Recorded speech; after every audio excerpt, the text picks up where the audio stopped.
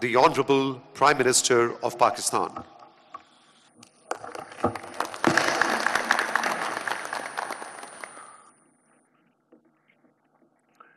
Bismillahirrahmanirrahim. Honorable Minister for Communication, Mr. Aleem Khan, Honorable Ministers from friendly and brotherly countries, Secretary General ECO, Honorable members of delegations from friendly and brotherly countries, Excellencies, distinguished guests, ladies and gentlemen, Assalamu alaikum and a very good afternoon. On behalf of the Government of Pakistan and the people of Pakistan, I would like to extend a very warm welcome to all of you and thank you for taking time from your very precious, busy schedule to grace this occasion in Islamabad. Indeed, it's a very significant moment that we have gathered here today to have a very meaningful and productive dialogue at this point in time as to how to further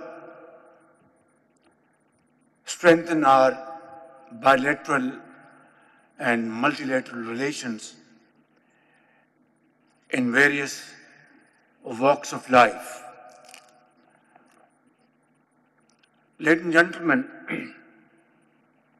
for centuries, our land, Pakistan, which was carved out of subcontinent back in 1947 through great efforts and sacrifices by the Muslims of the subcontinent under the great leadership of Quaid-e-Azam Muhammad Ali Jinnah, the founder of Pakistan. We have all heard those glorious stories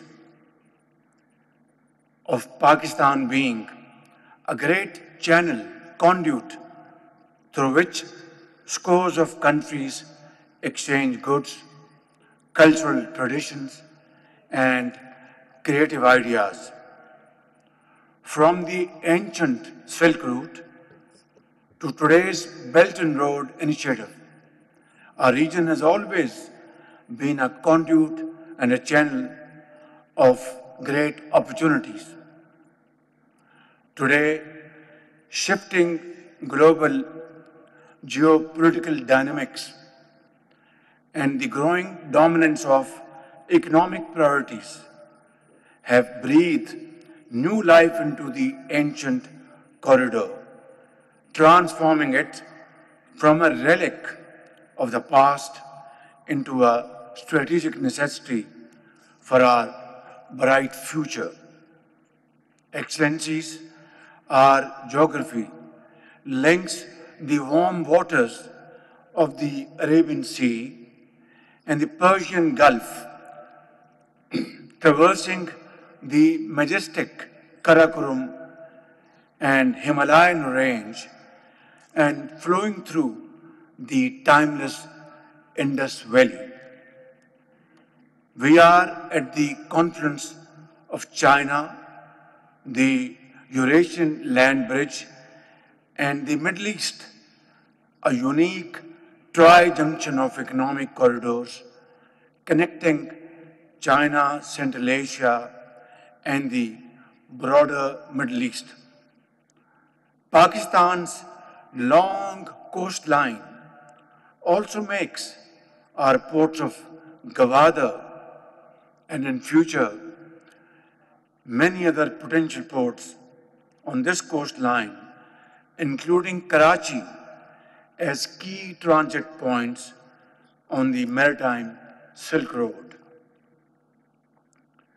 Honorable delegates, as I speak in this august assembly of our brotherly and friendly delegates, sharing my thoughts with you on this important topic, I am aptly reminded of the vision and foresight of my leader, Prime Minister Muhammad Nawaz Sharif, who staunchly believed that peace and development are intertwined.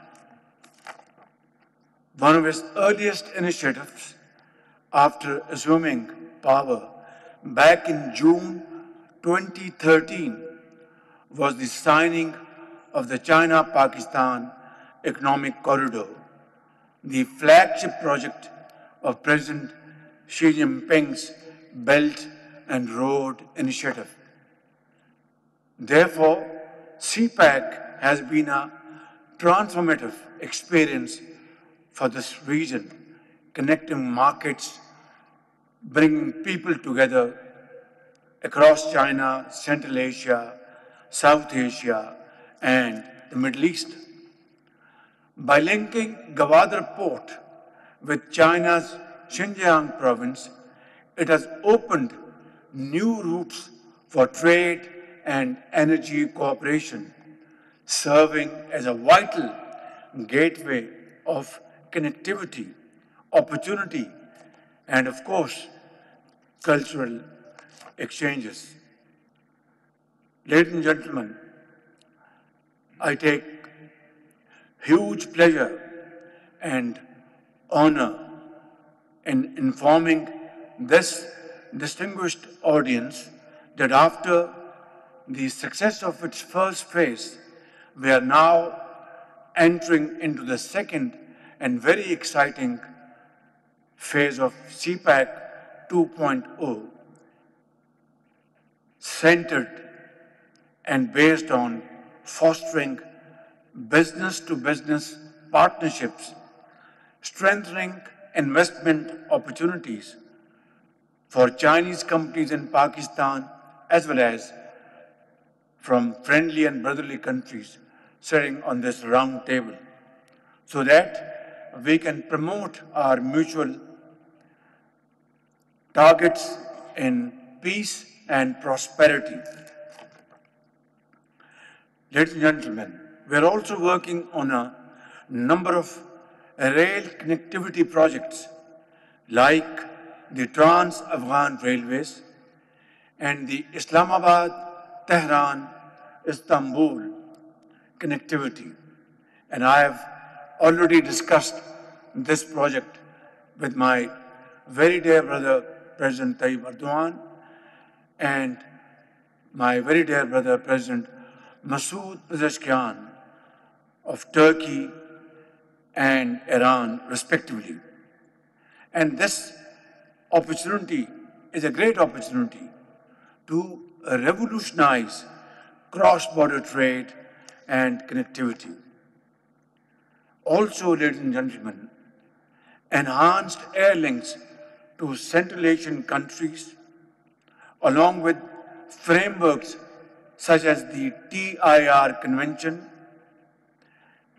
and international road transport mechanisms, would really bring a great quantum jump in our trade, our joint venture investments, projects, and of course, people-to-people contacts, which will go a long way in bringing our countries together like never before.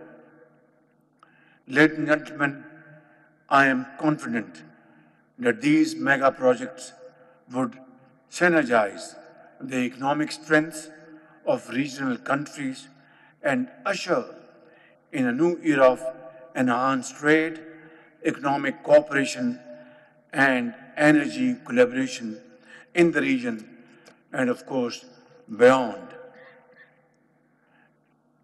Excellencies, in today's digital age, connectivity is not just limited to roads, railways, and air links. It is all about data, innovation, research and development, and technological integration. Pakistan is investing in digital infrastructure to ensure that we are adequately equipped to catch up with the fourth industrial revolution around the globe. And having a huge youth bulge in Pakistan, our demographic situation is a challenge as well as an opportunity in Chinese parlance. 60% of our population spans between 15 years to 30 years. So it's a huge challenge and also brings a huge opportunity. If we are able to provide ample opportunities to our youthful boys and girls in the field of IT, AI, vocational training, that will be our greatest asset. We don't have black gold, but we have our youth as our greatest asset, which will become the harbinger of Pakistan's speedy progress and prosperity in time to come. Ladies and gentlemen, it cannot be stressed enough that cooperation in the trade and economic spheres is a win-win proposition, offering rich dividends to all. This would strengthen our common stake in peace and reinforce efforts for development in the region. In conclusion, let me mention in all humility, but with fullest certainty at my command, that together we would sow the seed of cooperation so that we may harvest the fruits of development and prosperity for our people and the region beyond. May Allah Almighty give us the guidance and strength to work together very closely and move in unison in future to make this region and regions beyond our borders, which will carry the program of prosperity and progress for all time to come. Thank you very much. God bless us. Thank you, Honorable Prime Minister, for your inspiring words and for your continued support in promoting regional cooperation and connectivity across our shared transport corridors. Excellencies, distinguished guests, ladies and gentlemen, as we conclude now, there is going to be a lecture to commemorate this successful conference. May I request all ministers and heads of delegations and development partners to please join the Honorable Prime Minister and the Honorable Minister of Communications for a group picture. Islamabad में regional transport ministers का ये दूसरा रोज़ है, conference का दूसरा रोज़, और इख्तितामी session इस वक्त जारी है और वज़ीर-ए-आज़म मियां शहबाज शरीफ ने कॉन्फ्रेंस से ख़िताब किया है। रीजनल ट्रांसपोर्ट मिनिस्टर्स कॉन्फ्रेंस ने बातचीत का अहम मौका फ़राहम किया। वज़ीर-ए-आज़म ने अपने ख़िताब में ये कहा, कॉन्फ्रेंस दो तरफ़ा और इलाक़ाई रवाबित के फ़रोग़ के लिए अहम है। आलमी सतह पर ट्रांसपोर्ट और रवाबित के निज़ाम में तब्दीलियाँ हो रही हैं। वज़ीर-ए-आज़म ने अपने ख़िताब में ये भी कहा, हमारा ख़ित्ता موجودہ بیلٹ اینڈ روڈ انیشیٹو تک روابط کا محور رہا ہے۔ معیشت کی بڑھتی اہمیت نے اس قدیم گزرگاہ کی اہمیت میں اضافہ کر دیا ہے۔ گوادر کی ساحلی پٹی اور کراچی بندرگاہ میری ٹائم سلک روڈ میں شامل ہیں۔ وزیر اعظم میاں محمد شہباز شریف نے اپنے خطاب میں یہ کہا ہے۔ پاکستان اقتصادی راہداری منصوبے کے دوسرے مرحلے میں اب داخل ہو رہا ہے۔ کاروباری روابط، سرمایہ کاری اور مشترکہ خوشحالی پر توجہ مرکوز ہے، وزیر اعظم کا یہ کہنا ہے۔